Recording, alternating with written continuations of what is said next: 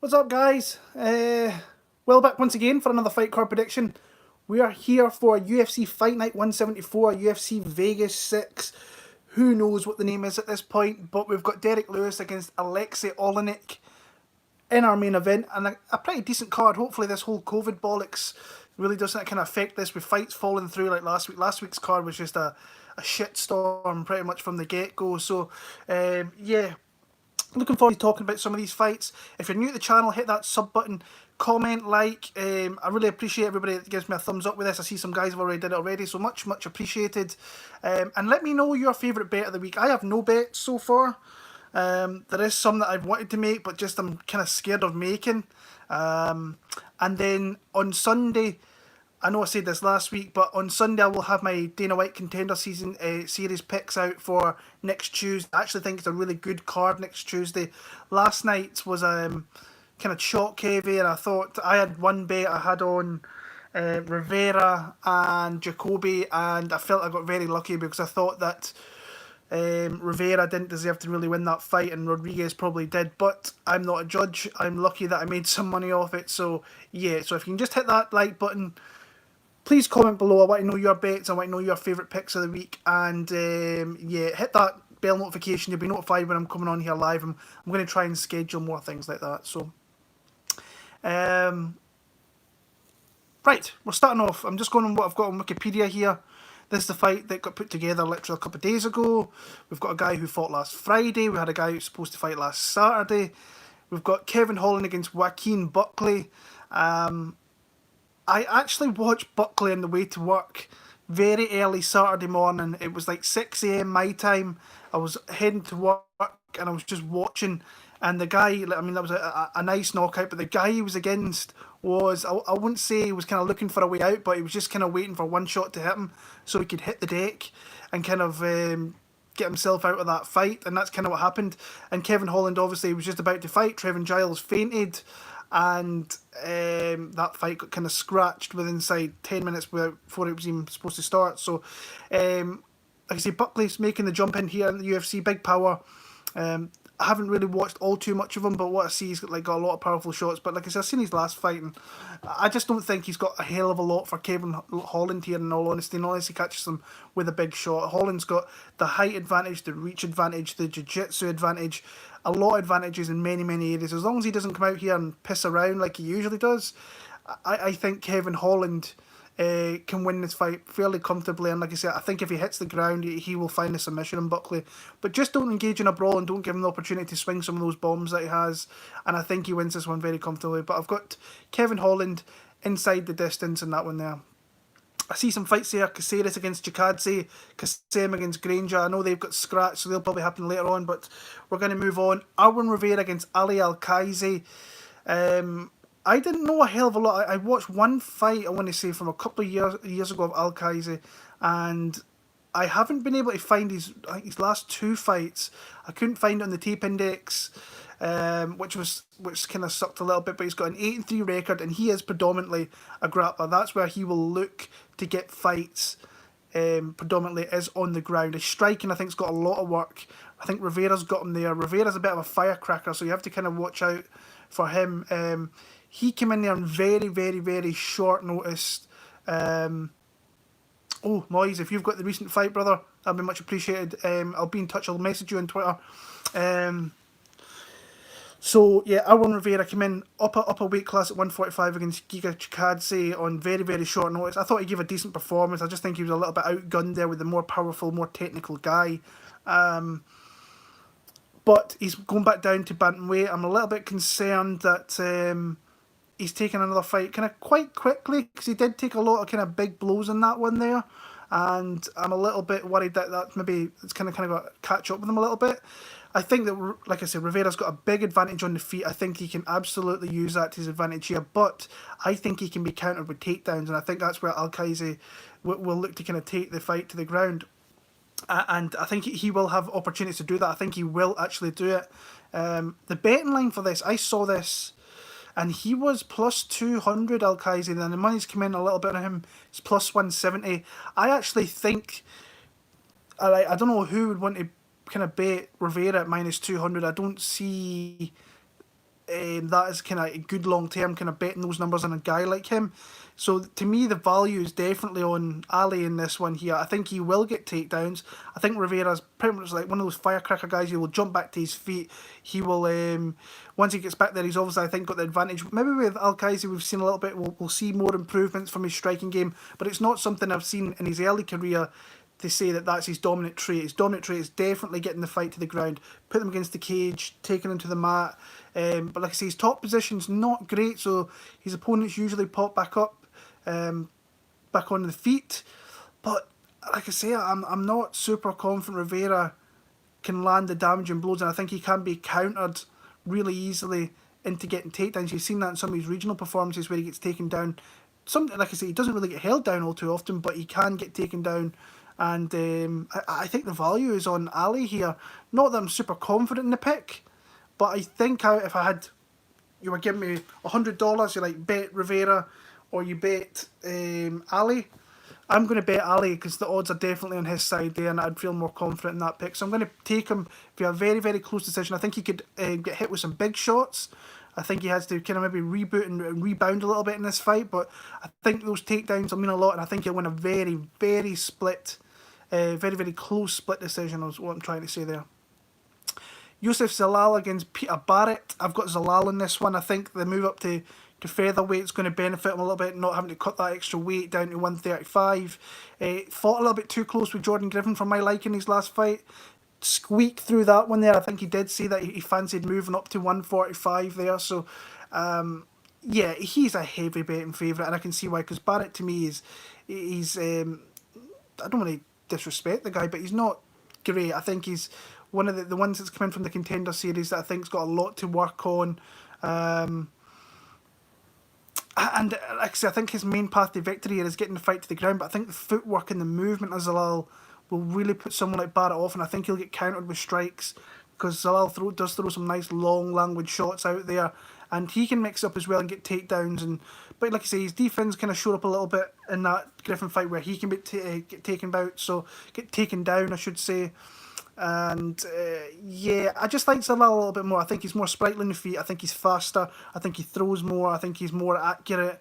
And I think he can mix up a little bit as well. But I think if he was to predominantly keep this in the feet, I think he wins this fight easily 9.5 out of 10 times there. So give a shout out to Callum. What's up, Callum? Shout out to Callum, whoever you are.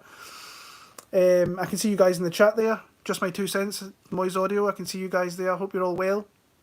Looking forward to these fights. So we're moving on to featherweight division here. Staying in the featherweight division, I should say. Gavin Tucker against Justin Jaynes. Now, I'm seeing a lot of love for Justin Jaynes, and obviously so after what transpired in his short notice fight against Frank Camacho, where dude came out there, blitzed the shit out of Frank the Tank, and Frank the Tank was just waking up looking at the lights pretty much with his back against the cage, and that was a rough knockout. But like I say, when I watch Justin Jaynes' fights outside the UFC, I'm not super impressed. I think he's got some okay striking. I think he comes from a wrestling background. He's okay there, and I think that he can potentially kind of fight close. I think if you got I think the betting line was up at like plus 170, plus 175, maybe plus 165 in that range. If you got that number, that's the number I would like to jump on a guy like Justin Jaynes against Gavin Tucker. We've seen Gavin Tucker in that fight with Rick Glenn, that when he got taken down, he found it really hard to get to his back to his feet. And I believe he's a a black belt in jiu-jitsu is Gavin Tucker, but you wouldn't think it the way he really struggles to kind of get back to his feet. He doesn't really throw many submissions to kind of really put someone like Rick Glenn off. I know Rick Glenn's got a lot of experience and stuff, but I thought I would have seen a little bit more from that. On the feet, I think he's definitely the sharper striker. Throws feints very well. I think he throws some good straight shots. Jaynes, to me, has some power shots that you have to be very careful of, and Tucker, he seems to kind of eat quite a lot of shots, so that's something that concerns me a little bit. But like I say, if you got in the early number in Justin Jaynes, that plus 165 upwards, plus 160, that's a really good line at that. But to me, I just think Gavin Tucker's the better fighter, so I'm going to pick him to win this fight via pretty unanimous decision. I think that he can win 2 rounds pretty clearly. But like I say, if you're on Jaynes and you got that value side, then I don't blame you for taking that shot there. Andrew Sanchez against Wellington Turman. I must admit, I really like what I see from Wellington Turman. I like his aggressiveness. I really like his ground game. I like his jiu-jitsu game. And I was reading an interview when I was at work today of listening to an interview of Andrew Sanchez. He's saying that he's not been in the gym at all. He's pretty much been working out in his apartment on his own, doing the whole Zoom thing with coaches and telling them what they should do and anything like that. And we all know what Andrew Sanchez is now. He's a guy that likes to grind out a fight and try and win the fight through that. So, but for me here, I think he striking. Both guys aren't super great. I think maybe Sanchez has a slight advantage there, maybe more technical in his striking. But to me, Turman on the kind of jiu-jitsu side has a fairly decent advantage. Wrestling, I think that Turman can actually hang with him a little bit with the wrestling. I think Sanchez is decent with his wrestling, but not spectacular. So like Wellington Turman's a guy that I've really enjoyed watching in his UFC fights. Honestly, I think that he's a guy. I don't even think he's that old. Let me bring up his record. Excuse me, guys. 16-3, and he's only 24 years old as well. So that's a young kid in the UFC, and especially having a couple of fights already. And yeah, I like that. A couple of good fights as well. A win over Marcus Perez, good win in my opinion. Split loss to Carl Roberson. I think that was in short notice. A good win over Marcel Alexander Jr., who's a guy was in the UFC and an Ultimate Fighter ages ago. So I like what I see from him when he gets to the mat. I think he will get the fight to the mat at points in this fight, and I think he wins a fairly unanimous decision. He could potentially get a stoppage, but I'd rather be in the Turman side than the Andrew Sanchez side. So I'm going to take Wellington Turman. It could be a pretty solid 29-28, maybe even a 30-27 in that spot, but I've got him there. Nasrat Haqparast against Alexander Munoz. This is one where I went into kind of watching a couple of fights, and I was actually very close to betting Staropoli. I'm so glad that I kind of kept myself back and didn't bet that then, especially at Juice as well, because I think that Tim Means, he's a guy that's really hard to push back. It's Tim Means, and he's a front-facing fighter who comes at you really, really hard, and he's a hard guy to push back, and I think that's what something like Staropoli kind of needs to do. Not saying that he's not good fighting off the back foot a little bit and countering, but I think Tim Means is just a little bit nastier with his patience, with his presence, I should say, and his pressure to kind of push someone like Staropoli back. And Staropoli, I'll put my hand up and say I bet a bad bet on Hector Aldana. I think the odds were way off in that one, and I kind of got lulled into that Aldana and Pepe Staropoli not fighting in a couple of years, I think that was, or not having seen that much in a couple of years. And then obviously came in there, beat Aldana up very well in Argentina, then fighting Thiago Alves, who's never really a tough fight, even though he was not the Thiago Alves that we kind of know. And then went and kind of got beat up pretty badly against Salikov. Salikov is a dangerous guy to fight. He's a hard guy to fight. He's got a skill set which is very hard to kind of get ready for with the spins and his speed and his shot selection. So no surprise there that he lost that fight. I'm actually going to give Tim Means another opportunity kind of here, and he's kind of busted me a little bit in previous fights. Obviously the Rodriguez one, we found out that Rodriguez is actually a pretty decent fighter. He's got a lot of power. His striking prowess is pretty good, but he's another guy. His last one was Thiago Alves. Got a beautiful submission choke in that one there, and then the Nico Price fight is one I watch every time, and I'm thinking, how do you get brutally knocked out by that? And that's something Nico Price can obviously do. The guy, that's kind of what he's known for, is kind of pulling through in spots where he was hurt or he was off his back or something happened with Nico Price, and he usually wins. But he was winning that fight. He was landing some big shots in Nico Price, and then walked into that shot and got absolutely smashed to bits. It was a dirty, filthy knockout. And then there was the whole thing with Daniel Rodriguez there. I think a couple of friends, or close friends, had died previously a couple of weeks before his fight there, and I think that was kind of laying heavy on his mind. But I think this is a fairly decent style matchup here, where I think that if he doesn't get caught with the clean shot that can really hurt him, I think he can win the fight, and I think at dog odds, he's a guy I'm really, really tempted to bet Tim Means here. Plus, he's plus 135 here in the UK, and I think I'm going to have to jump in that quick because I know the best fight odds looking at it now.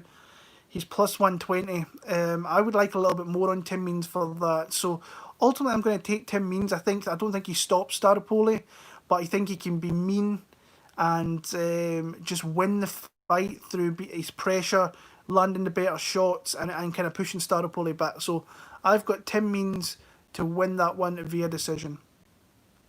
Moving on to the main card. Now, this guy has been a complete money train for me in his last, probably since he's lost to Hernandez. His betting line always seems to be around about like minus 150, minus 163 in that region.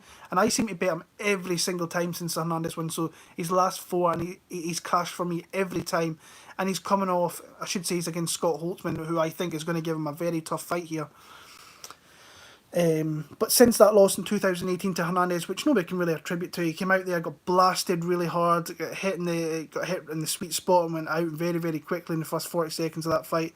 Rebounded. His chin's still a little bit shaky to me, but I think he's starting to get more confident in his believing in his chin again, because obviously taking big shots like the Barboza one, he took a lot of damage against Dunham, to Hernandez knockout. I think it took a little bit to really get him to be confident in his chin, and I think we saw that in his last fight where the Drakkar close one. It's my favourite moment of 2020, honestly. I absolutely love, I actually really like the fight, but that closing sequence I think is so badass from Beneil Dariush, because he gets hit with some clean shots from close, and close is really putting it on him, trying to land those shots, and then he just retaliates with a beautiful, I think it's a right hand, follows up with a right uppercut, another right overhand, and then I think it's a big left overhand that catches Drakkar close as he's going back towards the cage. And honestly, I've been watching it. I posted in my Twitter, my favourite moment of 2020 in kind of MMA this year is that Dariush finish. So I'm a big fan of Dariush. I think he's a very complete fighter. Good striking, he's got power. I think his ground game is immense. I think he's a very good grappler, jiu-jitsu practitioner, and but he has a tough fight here in Scott Holtzman, who's no easy fight for anybody. And this is a really decent fight actually, because I was calling for Beneil to fight someone in that top 15. I felt he deserved the opportunity to fight someone again in the rankings there. But then you've got someone like Scott Holtzman who's looked very, very good in his last two fights against Dong Yong Ma and against the ever tough Jim Miller. He's a guy that comes forward. He's got some power. He's a hard guy to really look good against. Honestly, it's not very often you'll see him hurt in spots. He's kind of like a Terminator. He can take a lot of damage, keep coming forward. He can deliver some punishing blows. And he's, like I say, his last two losses are to Josh Emmett and Nick Lentz via decision. So the guy is very, very hard to get out of there. There is some spots that I think Beneil Dariush can absolutely capitalise on here. I think if he gets the back, I think he's one of the best guys in the UFC who can ride out back position and kind of win the rounds through that and be very dominant with his activity on that. And Scott Holtzman, there is some spots there you will see where he comes in and like if he does get taken down, and we've seen that a few times, he kind of explodes back up very kind of recklessly, where people I think can get his back. And I think if he does that against Dariush, he's going to be in a world of trouble. He's going to be in a spot there where I think he can lose large parts of the round. I think that Dariush, it'll be hard to really buck Dariush off in that spot. And on the feet, Beneil can give him some problems as well, because we've seen he's got some big power. I love his body kicks. I love his body attack. I think he's got one of the best kicks, and it's one of those ones that there's no wind up. It's straight to the target. It hurts him in the midriff, and it's just a really big weapon to have. I think he's one of the best kind of all-round fighters we've got in the division, but there's just a couple of frailties with him that you have to be very, very careful with. But I've been on the Beneil Dariush kind of hype train the last 4 fights. I've bet him in his last 4. He's did really well for me in spots, and against tough opposition as well. Closer, Camacho, Drew Dober, Thiago Moises is really starting to find his feet in the UFC now. So, and he's coming off 3 performance bonuses, which I totally forgot as well. So, Yeah, I'm finding myself hard to really grip myself away from Beneil Dariush because I am a bit of a fan of his, but I love the way he fights, and I think he is one of the better fighters to watch in the division. I just like his overall skill set. He's so patient in many spots, but once he gets the opportunity to get you, he will go after you on the ground and on the feet. So I've got Beneil Dariush. I think this could be close. I can maybe see Holtzman potentially taking a round, but ultimately I've got Beneil Dariush. I'm going to take him via sub actually, because I do think he is one of the better guys on there, and his line is -163 here in the UK, a number which I seem to jump on every time, but I don't know whether I'm going to do it this week. Yana Kunitskaya against Julija Stoliarenko. I think Yana should roll pretty comprehensively here, but as long as she doesn't get caught in anything, kind of submission-wise, armbar-wise, because that's what Stoliarenko has caught a lot of people with on the regional scenes, before she got into Invicta, where she won the vacant bantamweight championship, which was, I don't understand how you're coming into there and getting an opportunity for the belt. But yeah, you look at, she's got 1, 2, 3, 4, 5, 6, 7. So she is, I'm probably not even looking down the full list. 7, yeah, 8. So she's got 8 wins via armbar. As long as someone like Yana Kunitskaya kind of avoids that, I think her striking's more technical. I think it's more crisp. I think she's just better on the feet. I think she can take the fight to the ground. Just don't get caught in that silly position where she takes your arm, she takes it home. And we've seen that in previous kind of fight cards recently. We've seen Joe Dura do that against Belbita. We've seen, last week, Joanne Calderwood took the fight to the ground, and I think a lot of people, including myself, kind of forgot that Jennifer Meyer's a black belt, and Joanne's not really well versed on the ground, and she got caught out for it and got submitted and got an arm kind of wrenched off a little bit. So yeah, as long as she doesn't get caught with the kind of armbar in a submission or in getting tangled up with Stoliarenko, I think she beats her up in the feet all day, even though Yana does get hit a little bit and she does get busted up a bit. I think she opened up like -135. If you're one of the lucky guys that managed to get on that line, I like it a lot. But ultimately, I'm picking Yana Kunitskaya via decision in this one here. Stoliarenko, I don't think she'll stick around the UFC all that much, if I'm being honest with you. I think that she will kind of get fed to some lions there, and inevitably you'll probably see her back in Invicta one day. Darren Stewart against Maki Pitolo. I'm having a lot of kind of troubles with this one here because I feel like Darren Stewart is the better fighter, but I think that Maki Pitolo, now that he's got that win in the UFC, got that confidence, a beautiful, beautiful finish, and you've got someone in Darren Stewart he's going to be one of these guys that sticks around the UFC for a long time because he'll win fights, he'll lose a couple of fights. I can see you guys. Maybe I'm good, man. I hope you're well. Yeah, I mean, he's won some decent fights. Bevon Lewis, Deron Wynn, Charles Bard, Eric Spicely, all kind of middle, kind of tier wins. Nothing too much. And Pitolo is one of those guys that's in the middle tier. He's obviously coming off that loss back in March to Bartosz Fabinski, which Fabinski is just a hard guy to look good against at any point. He just goes for those takedowns, very strong, aggressive. Couldn't stop the takedowns inevitably and lost the fight through that. Fought close against Deron Wynn. I thought he had a good performance there. Deron Wynn missed weight, came in a little bit heavy, and he got himself a good win there. What I like about Pitolo is obviously his power. I like how he can push people up against the cage, and once he's got people kind of pushed against the cage, did I fight the Nasrat Haqparast fight? I think I did. I'm going to jump into that in a second. Yeah, I think that what I like about him is if he can put people against the cage, and we've seen this a couple of times now, that if he really puts against there and can unload with some of his big power, he can really hurt you. And I think Darren Stewart can be corralled into the fence a little bit there, where he can get hurt kind of badly in some spots, but usually finds a way to kind of, especially against Pitolo. Pitolo's not going to be one of these guys that comes in here and grapples with him, I don't think. He's going to look to try and knock him out. So that might kind of play into Darren Stewart's kind of wheelhouse a little bit. So I don't know. I'm finding this a very, very hard kind of fight to pick. I'm like, do I side with the dog? The Callum Porter fight is something that it's kind of hard to ever look past. I'm going to take Darren Stewart. I'm not super confident in that fight at all. So I'm going to take him via a decision in that one there. Like I say, I think I missed out Nasrat Haqparast against Alexander Munoz. I don't know how I managed to fuck that one up, but I have. So we'll get into that right now.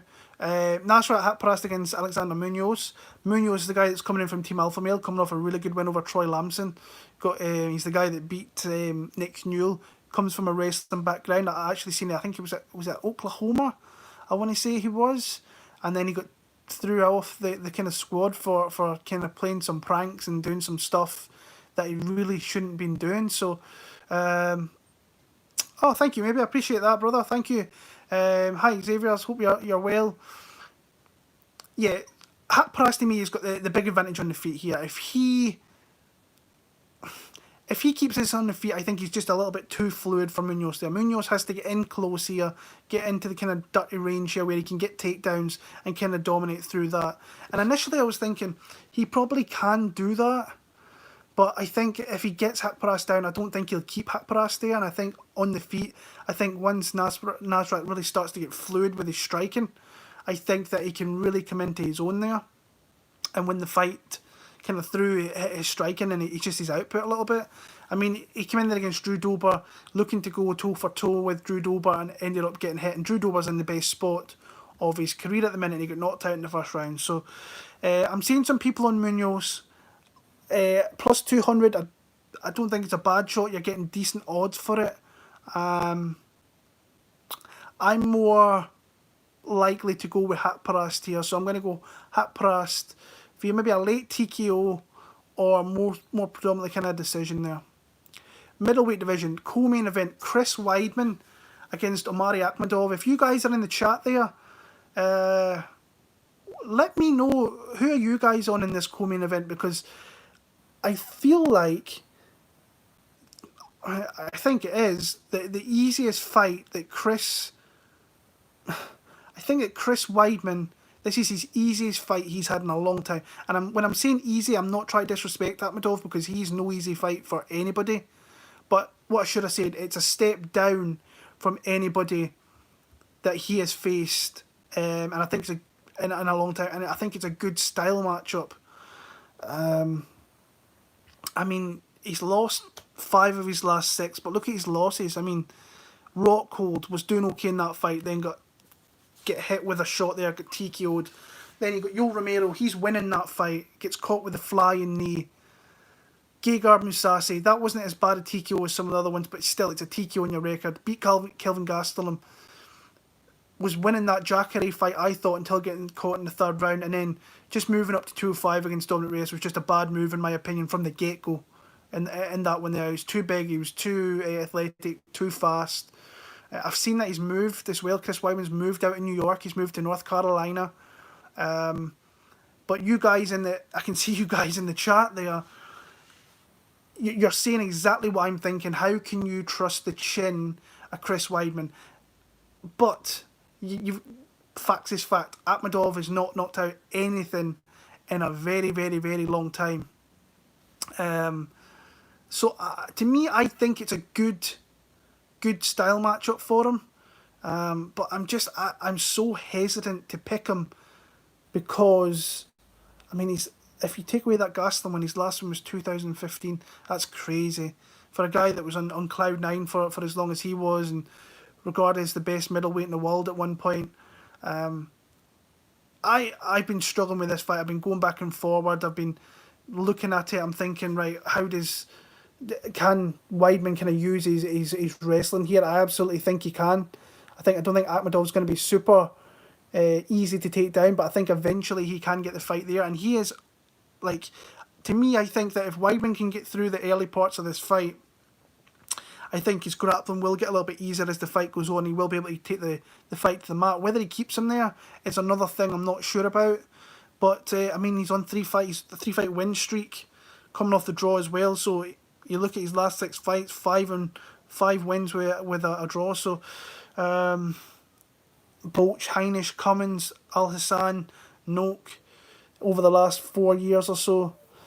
I mean, I want to be confident in Akhmedov and like nail my flag in the underdog corner, but I just can't do it. I think that Weidman, like I said, this to me feels like a good style matchup where I think he can get the fight down to the ground for kind of longish parts. I think on the feet, I don't think Akhmedov. Actually, I don't know. That is absolutely bullshit. If I'm actually thinking that maybe Weidman can maybe take a couple of shots that Akhmedov throws. Yeah, Aaron, I do think it's an impressive win. I think Heinisch is a tough out for a lot of people. So, but to me, this just screams Weidman decision, or maybe even a late submission. To me, I think the wrestling could pay dividends here, and his striking's not bad. It's just the chin, obviously, and him moving back down from 205 to 185. He's got to make that cut again. I'm going to go with my gut feeling, and I'm going to go with Chris Weidman. But honestly, should Weidman retire if he loses this one? Absolutely. I think if he loses by decision, I think he should retire. How old is Chris Weidman, actually? Let's check that out. He must be, what, early 30s, 32, 33? Let me see this. 36. Oh, shit. So, yeah, well, I thought he was a little bit younger than that. Yeah, if you're 36 years old and say he gets knocked out here, I think the writing's on the wall there that they are losing to a guy that's just barely in the top 15 there. So, oh, that's crazy. I did not think that dude was as old as that. I'm going to pick Chris Weidman. I'm going to pick him via submission late in the third, because I think I've said too many decisions, so I need to pick a couple of stoppages in here, and I think that he's got an opportunity to do it because he has got some nasty jiu-jitsu. But if you're on the Akhmedov side, the line is coming your way. He's plus 115, minus 135. I think over here in the UK it's minus 120 on Weidman. I actually quite like that as well if it was a little bit low. I think money will come in Akhmedov at plus 115, so that line might tighten a little bit. I'm going to pick Chris Weidman via submission, but can't say I'm overly confident. I feel like I should be more confident in Weidman in this spot, but I just can't push myself to be confident in it. So yeah. And then the main event, we've got Derrick Lewis against Alexey Oleinik. And this kind of feels like last week to me, where I went into the Shabazian against Brunson fight thinking, right, Brunson to me feels alive, and I feel that Oleinik is in the same spot here. But again, he cannot take too many shots. But would it surprise me if Oleinik, with that old bastard man strength, comes out here and gets his 60th win? 60 wins in a career. It would not surprise me if he was to catch him in something. It would not at all. I actually thought his performance against Verdum was really, really solid. I don't think Verdum came in the best of shape. I think we've seen that in the Gustafsson fight there, where he was just out of shape and not a good looking Alexey Oleinik kind of really just came in there and kind of took advantage of that. If you're betting Derrick Lewis, let me see what this line is. Minus 275? Oh, minus 200, so money's coming in. Because I know people were betting Derrick Lewis up at like minus 240, I want to say. I remember a guy messaged me and said he bet him. I was like, I wouldn't be betting him at that line. So if the line is coming in, then I don't think Derrick Lewis is actually a bad parlay piece if he comes below minus 200. Oleinik, to me, I don't think he can take a shot very well. He's very wide open for shots, and we know that Derrick Lewis has got some massive KO power. And it's not that we've really seen it in his last couple of fights either. To be fair, he's fighting Blagoy Ivanov, who's very, very hard to finish. That's something that doesn't really ever happen. Latifi was moving up. He was probably a little bit more durable. He did get taken down, if I remember right off the top of my head, in that fight. So I'm a little bit kind of worried that if he gets taken to the ground, then you know what Oleinik's like. The old prick is just...